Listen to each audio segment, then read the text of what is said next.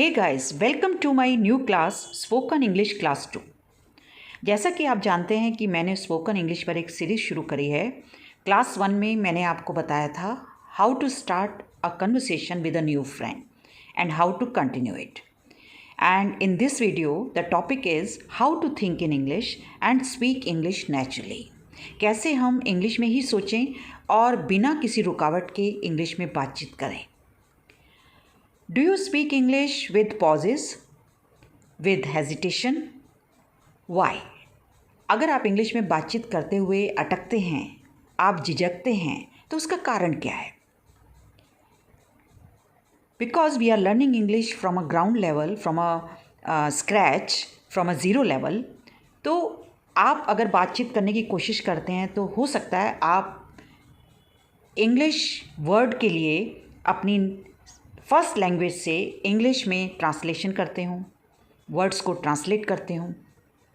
When you translate in English, when you translate from your native language to English in your mind, then it takes time and that's why you pause and you hesitate. Beginners के लिए translation कुछ हद तक helpful हो सकती है, लेकिन आपको तो एडवांस लेवल तक जाना है। आपको सिर्फ 1 या 2 सेंटेंस नहीं बोलने हैं, आपको कंटिन्यूअस कन्वर्सेशन करनी है। तो इसके लिए आप क्या ज़रूरी है, what is the important thing to do, तो आज मैं उसी के बारे में आपको बताने जा रही हूँ। अभी से आप इंग्लिश में सोचना शुरू कर दीजिए अगर आप एडवांस लेवल तक इंग्लिश बोलना सीखना चाहते हैं। Why are you learning English? For your personal growth, for your professional growth. तो वहाँ एक सेंटेंस या एक वर्ड से काम थोड़ी चलेगा, वहाँ तो आपको कंटिन्यूअस घंटों बात करनी होगी। अपनी मदर टंग में बात करना बहुत आसान है, आप घंटों बोल सकते हैं, लेकिन इंग्लिश में बात करने के लिए आपको प्रैक्टिस करनी होगी, एफर्ट्स डालने होंगे। तो आज मैं एक आपको ट्रिक बता रही हूँ, एक टेक्निक बता रही हूँ कि कैसे इंग्लिश में एफर्टलेसली बात करें, नेचुरली बात करें, बिना रुकावट के बात करें। तो आपको प्रैक्टिस करना होगा कि इंग्लिश में ही सोचना। Whatever you see, whatever you listen, whatever you do, try to think in English. जो भी आप सुनते हैं, करते हैं, देखते हैं, इंग्लिश में सोचें और इंग्लिश में ही आप बातचीत करने की भी कोशिश करें before you speak in reality. Okay, तो हम रियल लाइफ सिचुएशन में कैसे बातचीत करें, उसके लिए कैसे सोचें, आज मैं इसी के बारे में बात करने जा रही हूँ। And I will give you some steps, some tips, and I hope you will learn them, you will practice them, and you will see the change in you. So this is Rekha Sharma. Video को start करते हैं, let's get started. जब आप English में सोचने की बात करते हैं, try to think in single English word first, phrases then phrases and then sentences। अभी मैं पिक्चर की हेल्प से आपको समझाने की कोशिश करूँगी कि कैसे सिंगल इंग्लिश वर्ड्स में सोचें, कैसे फ्रेजेस में सोचें, कैसे सेंटेंसेस में सोचें। What you see in the picture? What is this? A bicycle. Word आ गया आपके माइंड में, bicycle. What is this? A basket. A bicycle with a basket. आपने एक फ्रेज बना दिया। What is this? Who is this? A man on a bicycle. तो आपने इस तरीके से वर्ड्स ऐड करके फ्रेजेस बनाए, लेकिन अभी भी पूरा मीनिंग क्लियर करने के लिए आपको सेंटेंस बनाना पड़ेगा। A man is riding a bicycle. एक आदमी साइकिल चला रहा है, इसको इंग्लिश में कैसे बोलेंगे? A man is riding a bicycle. यहाँ पर ऐसे नहीं बोल पाएंगे sitting on a bicycle. Cycle चलाने को हम कहते हैं riding. Okay, so in that way you thought about single English words, English phrases, English sentence। तो इस तरीके से आपने सीखा कि कैसे आप इंग्लिश में बातचीत करें। See the second picture. What is this? बहुत सारे लोग जानते होंगे, this is called a stethoscope. What is it? It's a medical device. Who uses it? A doctor uses it. क्यों? Just to hear the heartbeat or other sounds inside the body. Okay? This is the next picture. What do you see? 2 hands. And they are holding each other firmly. देखिए कैसे कस के पकड़ा हुआ है, holding each other firmly, कस के पकड़ा है। A firm hold with hands.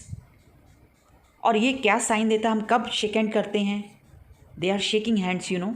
और कब शेक हैंड करते हैं, जब हम किसी को कॉन्ग्रेचुलेट करते हैं, विश करते हैं। Okay, so it's a sign of friendship, it's a sign of goodwill. So the sentence, two boys are shaking hands. Next picture. What do you see in the picture? Who is this? Or what is this? A bird. Where is the bird? What kind of bird? A beautiful bird, colorful bird. Where is he? Sitting on a branch. अब इसको अगर आप sentence में बोलेंगे तो कैसे बोलेंगे? A beautiful bird is sitting on a branch of a tree.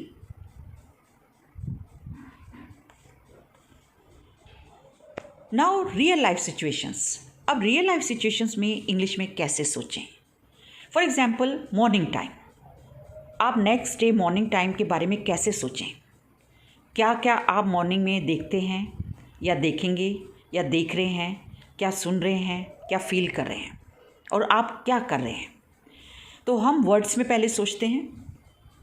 People wake up, walking fast, cycling, running, exercising, talking, laughing.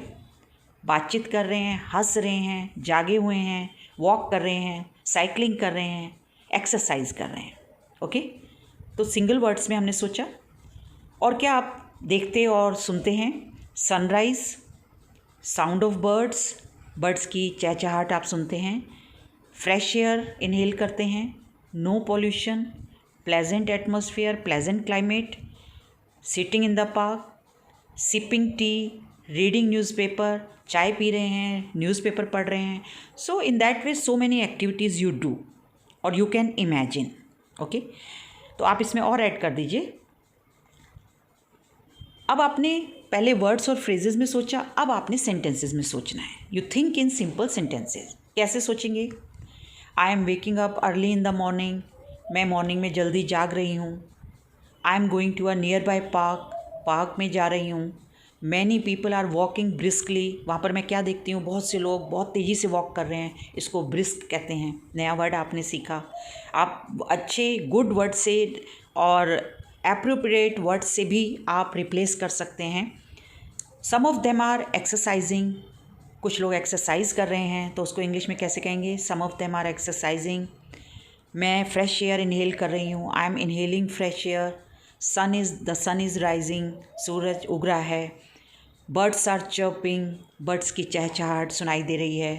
I am sipping T. I am reading newspaper. So I am thinking in simple sentences. अब आपने think in English conversation. अब conversation में आपने सोचना है।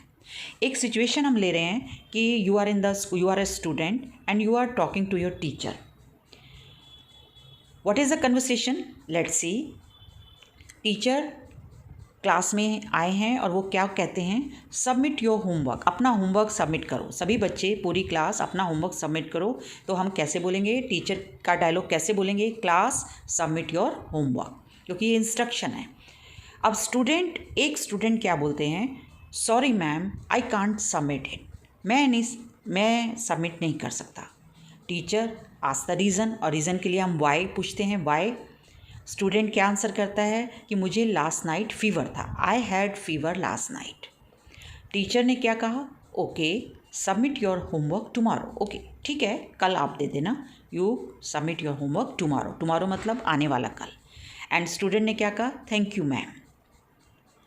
So you learned, you imagine conversation, thought about conversation. Same way, you can imagine different situations. You think about those situations and share your experience with me. Thank you so much for watching the video. See you in the next video.